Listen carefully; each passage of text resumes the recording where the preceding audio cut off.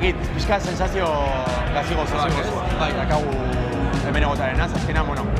esan nahi dure seinale egon badala Atortxuren amaiera, pues azkenan dispertsioaren amaiera ikusi dugulako, eta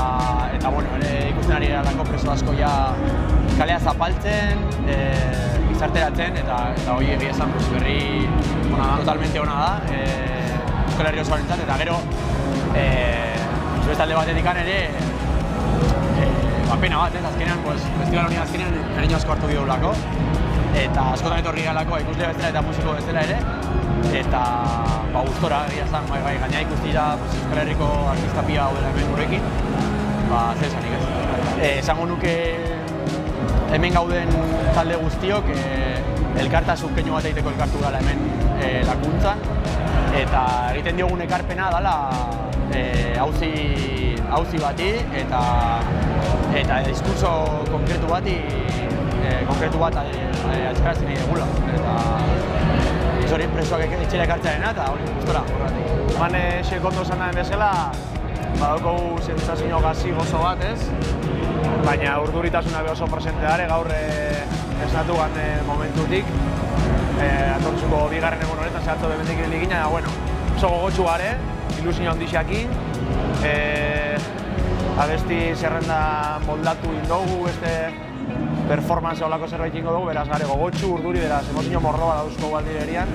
baina irrikitan gure ordua heltzeko, beste toki goitik Atortzu zela hon ikusteko, jendian aurrian dan amateko eta jendia be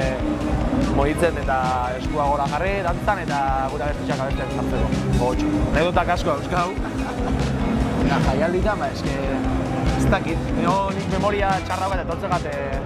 zera, baina igual bai, azkenengo bizi izan dugun anekdota politxu bat bai izan da, disko berri xatera eta kontzertuekin hasi aurretik,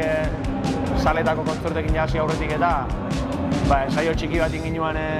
oinatiko gaztelekuan, da beranduin bihar zan salata asko eta etaratzen inginualako,